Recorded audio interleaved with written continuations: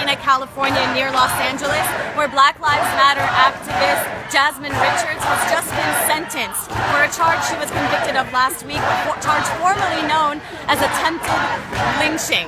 Yeah, you heard that right. The charge was because she was accused of pulling someone away from police custody.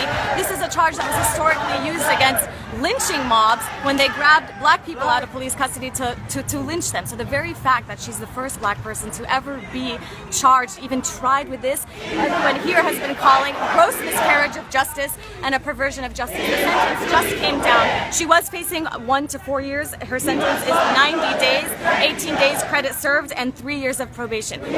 Two members of the Black Lives Matter community in Los Angeles. They're also both Professor James and Professor Radcliffe. Let me just start with you. You guys were in the court. What is your reaction to this, to the sentence? We heard some people call it a partial victory. Yeah, it's definitely hard to figure out. We're happy that she didn't get the 4 years. We know that was something that they could have did. The fact that they started with probation, which is good, that she's able to have probation, which is important, but she still has had to serve 90 days.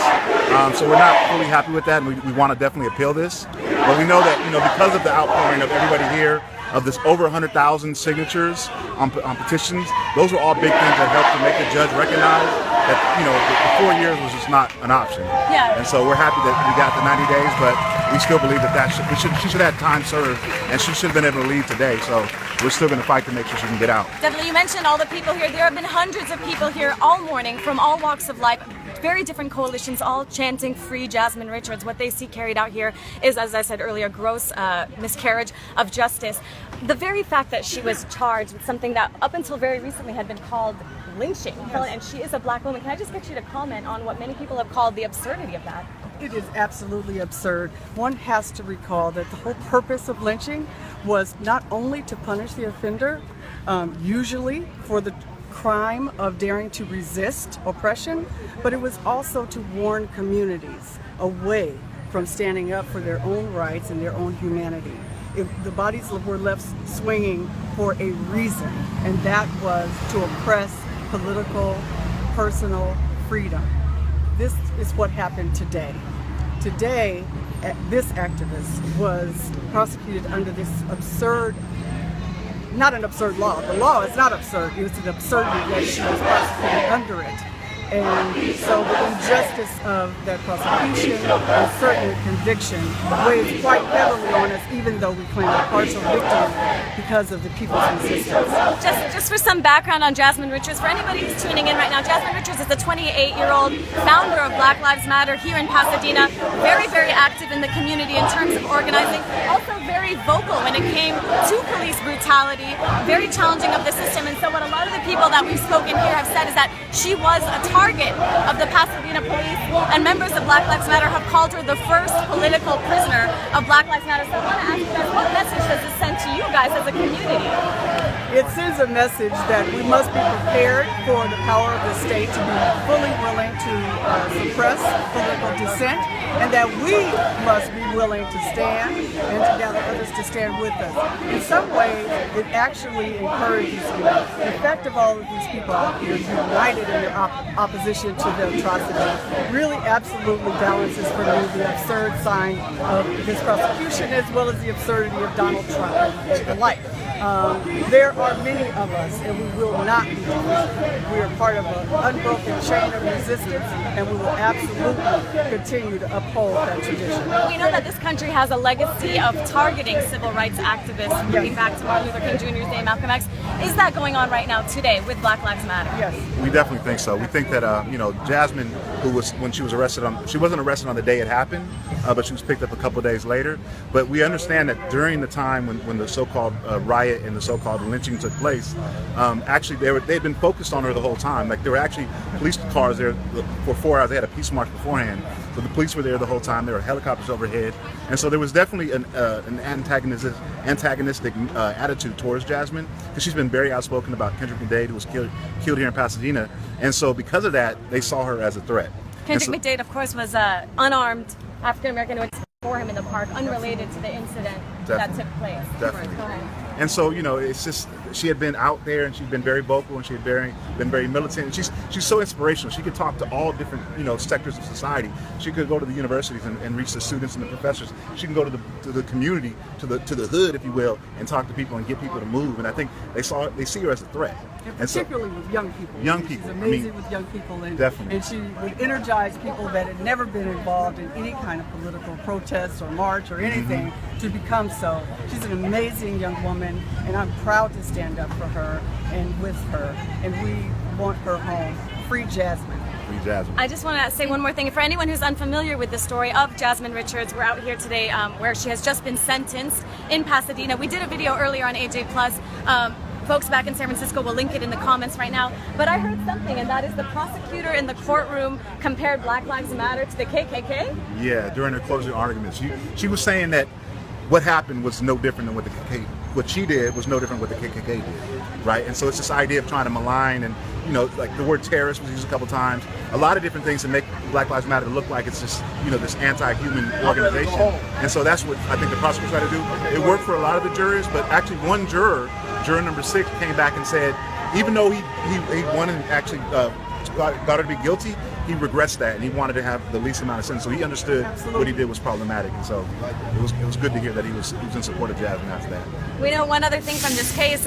When the conviction came down 1 week ago, there was a lot of criticism to the fact that none of her peers on the jury were African American, despite the fact that 13% of Pasadena is black. Not one black juror was serving on that jury. Is that problematic in your eyes? It's always problematic.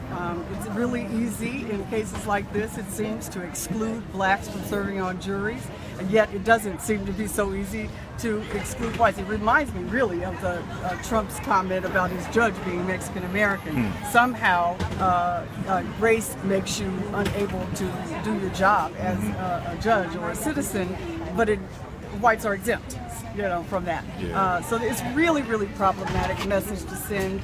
And this was an unjust prosecution and unjust conviction.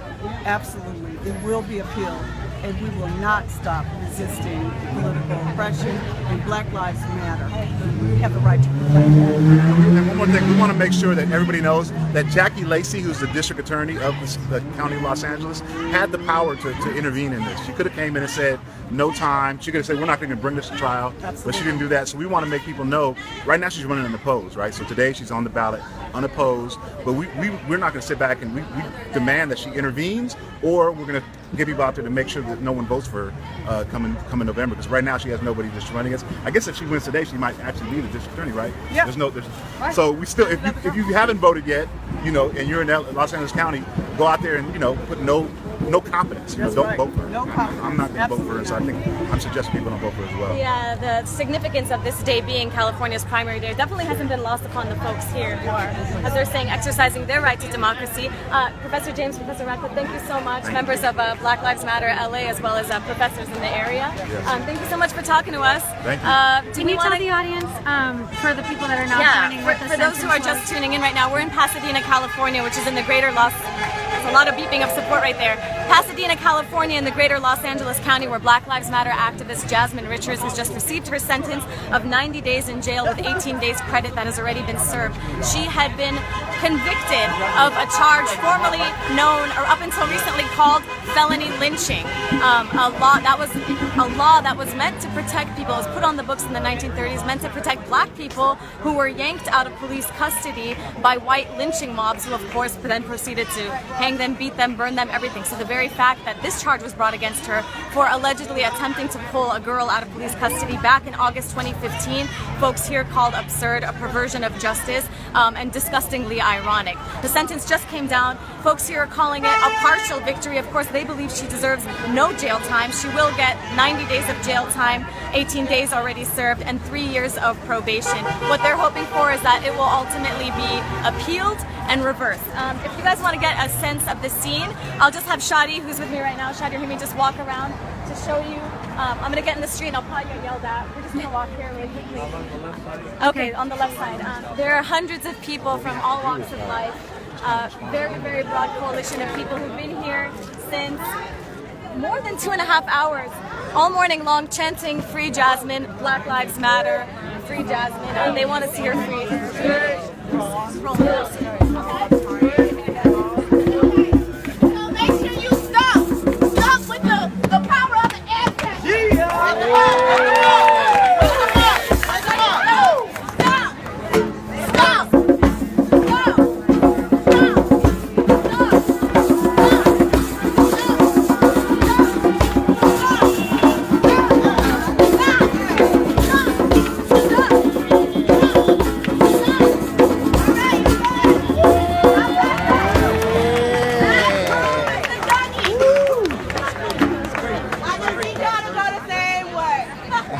All right.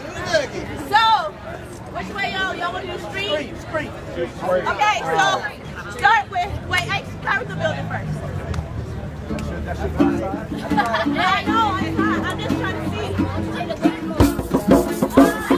Alright, so as you can see, the mood is a little bit more celebratory now than it has been all morning, of course, because the sentence is not as harsh as was previously expected. She could have been facing up to 1 to 4 years in prison for this felony. She's been given a sentence of 90 days.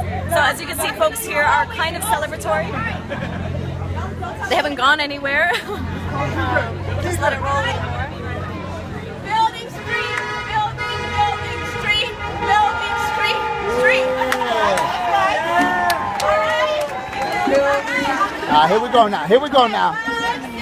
5, 6, 7, 8. Building street, building street, building street, street. Building street, building street, building street, street. That's the boogie. All right, here we go now. I have Miranda here, and she's with Black Lives Matter Los Angeles. Miranda, can you give me a reaction to the sentence today? It's very, it's still disheartening to see that she was actually prosecuted. These charges are not likely, but I really believe in the power of the people, and I know that it could have been fair much worse for her. And so I'm encouraged, because this is something that's not being hid. This is something that everybody is able to see out in the open, what's really taking place with people who stand up for black lives and black bodies. So my heart is still hurting by this, but I'm still I'm encouraged. You know, you have people here that are praying in all different languages, It's kind of emotional to see, huh? oh gosh. Yeah, It's very powerful to see how people stand up. You stand up for other lives. So I'm encouraged. My heart is still for Jasmine. But I definitely am touched by what I've seen today. But we must not stop. Jasmine is definitely free Jasmine, but what we're out here doing is bigger than that. What took place with she was an example of a political opposition to what we're doing. So it's much more bigger than just us saying free Jasmine. It's really saying free fucking people and stop allowing our bodies to be slaughtered on these streets in the way they are. And to stand with us it's not just getting rid of all of these police, it's saying the whole damn system is guilty as hell and we need to demolish it and get rid of it. it's definitely a powerful atmosphere. I definitely feel you. Just the amount of support and the diverse amount of support. It's kind of getting loud. Should we step down here? 3, 4, 5, 6, 7,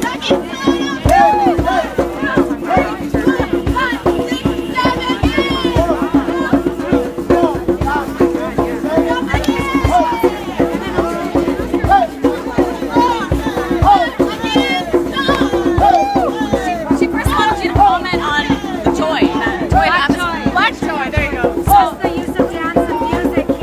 So what you're able to see right now is that even in the face of getting a partial sentence of what we got, there's nothing ever able to hold us down, because this is what has always liberated us, is our black joy. When we were forced, when we were kidnapped, when we were taken away, and we were given the unjust sentences that we got today, we still are able to say no one's able to determine what our joy looks like. And that's what this is. That's what is taking place right now. It's us saying that we are always going to be free and we're not waiting for no one else to tell us what that free looks like. Let me show that. 1 second.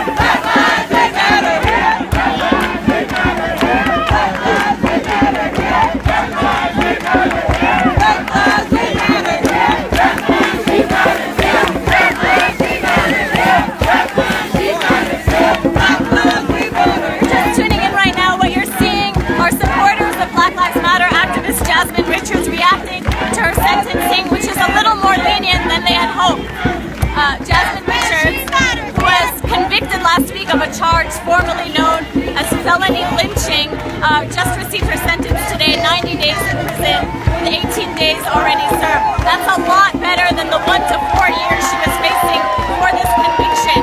So while they're celebrating now, they're calling it just a partial victory. They're saying that she shouldn't be facing any jail time whatsoever. They're calling her the first political prisoner of Black Lives Matter. For anyone who doesn't have any background on the story, AJ Plus did cover this a few days ago. We will link it in the comments. Again, please link it again, folks in San Francisco. And so we're just getting a sense of the scene, very diverse. A lot of people have been out here for hours supporting Jasmine Richards, chanting free Jasmine Richards, saying that she was a target of the Pasadena police and the target of challenging the system and challenging the police violence that is oftentimes afflicted upon Black communities. All morning they've been saying that Black lives need to be treated with respect and with dignity, and that is so often not the case when it comes to the police, including the Pasadena police. We just want to walk a little bit more. I know that... There's Daryl. There's Daryl. Oh, hey Daryl. Go ahead, Charlie. Stay with us. Do you want to take me? So, May, this is May Al-Hassan. Hi. She's also a member of the community here, and she's We're gonna go and see Patrice. We're gonna go see Patrice, Black Lives Matter, co-founder Patrice Colors, and have a conversation with her. There's Patrice.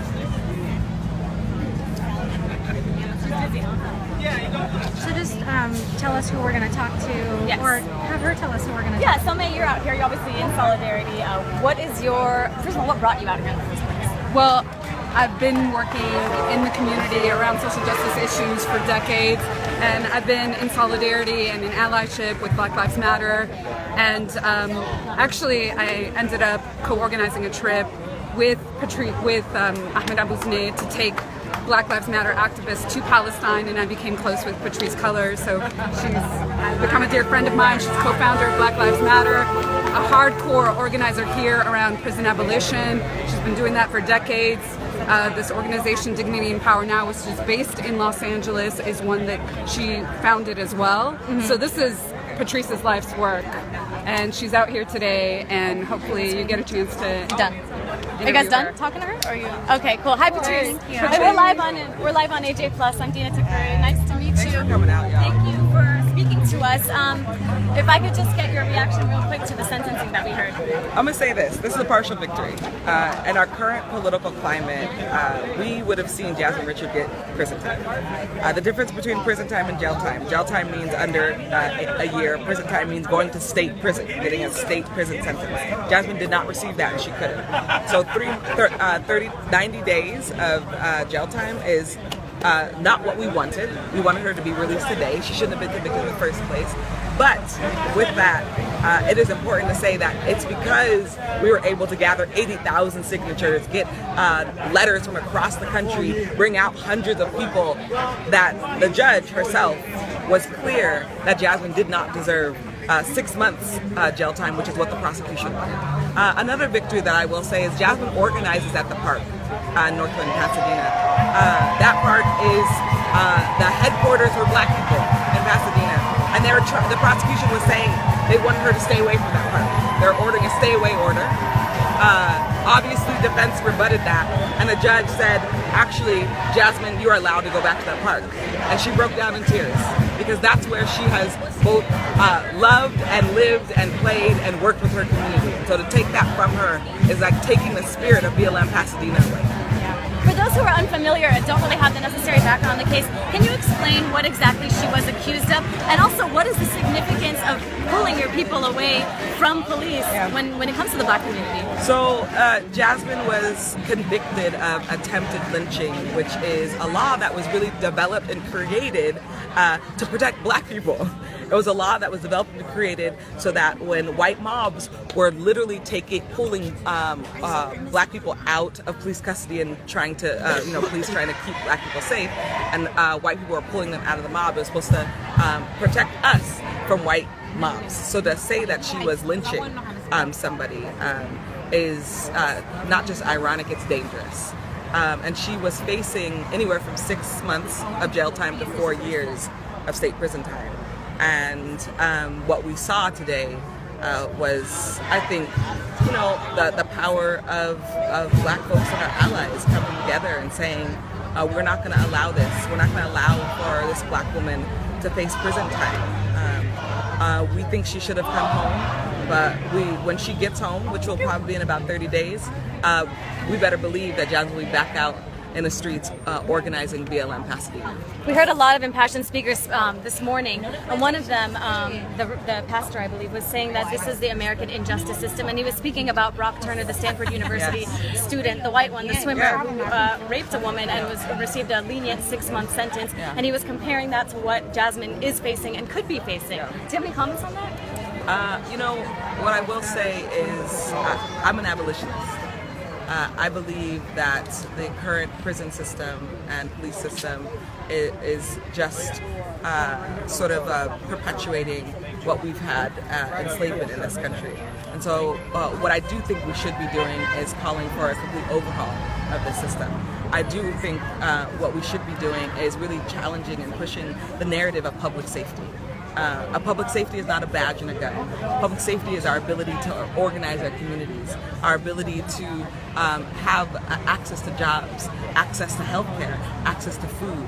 I will say that what we do see over and over again is Black people being convicted of both crimes we have not done. We see 2.3 million Black prisoners in the United States. 1 million of them are Black people. This is not a coincidence. And so it is our work as abolitionists to undo the systems and the laws that are in direct contradiction to Black people's survival. So I want to give a chance if there's any audience members, since we are live right now with one of the co-founders of Black Lives Matter, Patrisse Cullors. Am I saying that right? Patrisse Cullors. If you want to ask her a question, I don't know, Shadi, you've been looking at the comments. There's a bit of a delay, so maybe there's a bit of a delay. So I'll ask a question in the meantime. And this is a conversation we're hearing a lot around here right now, and that is, as Black Lives Matter has risen to the level of national prominence as it has right now, we're hearing that Jasmine Richards, people are saying, is a political prisoner. Yeah. And we're hearing about activists being targeted by the police. Do you, as active as you are, at all feel targeted, or that you're under some sort of microscope from the state? Oh yeah, definitely. In the first couple years of that organizing, my home was raided twice by LAPD. What year was that? 2013 and 2014. And in those raids, they came with riot gear, made claims that our home, someone had come past our home with a gun. The second claim was there was a person on the loose in the community, and they had, ran past our home. And not only did they raid our home, right afterwards they took pictures of my home, both inside and outside. In this current movement moment, we know that we're being surveilled. We know Black Lives Matter activists, organizers, protesters, we are being surveilled. That's not a secret. It's been written about. There's been many articles that have sort of highlighted how and why we're being surveilled. But surveillance is not a new thing. Black people have been surveilled since the moment we were brought here. Surveillance is a way of repressing us. And, when I first started being surveilled, I talked to one of my homeboys, and he was like, this is a part of your life now. And it's not about trying to hide it. And so every time there's any sort of display of surveillance or repression, I go to social media and I put it out there, and I make sure that the community knows what's happening to each community member. And that's what Jasmine has done. I think that's what this movement has done. It has made the invisible visible. And I think it's important, as we're talking about Jasmine Richards, who likes to be called Jasmine Abdullah, is to talk about Waukesha Wilson, a Black woman who was arrested and put in LAPD police custody and then was found dead. Mother was not notified. She had to call police station over and over again. And eventually, the coroner called her and let her know that her daughter was killed. Wow. And she actually, we know what happened. I'm sorry, I said killed. She committed suicide. I put that in quotes. We know what happened. It's the Los Angeles case of Sandra Bland, right?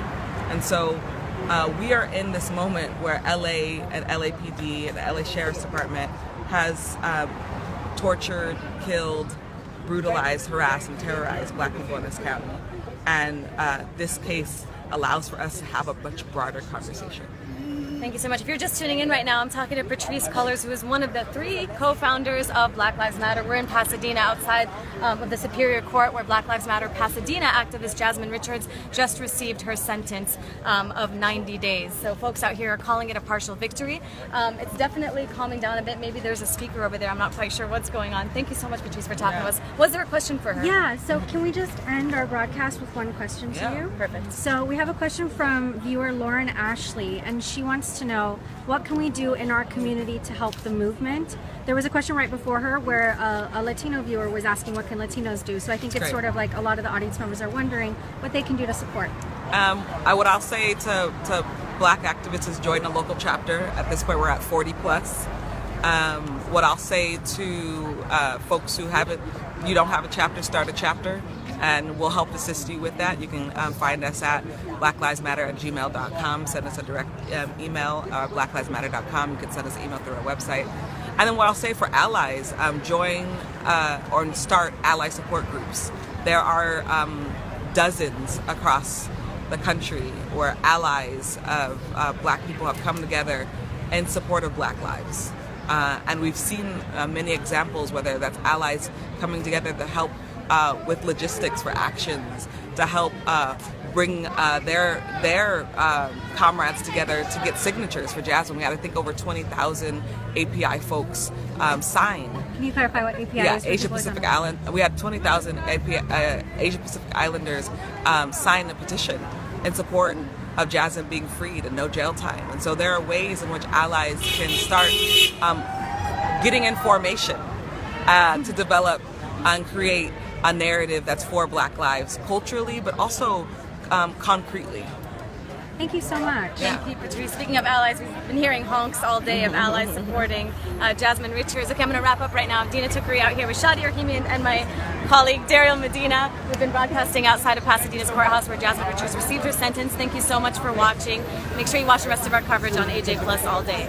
Go vote. It's primary.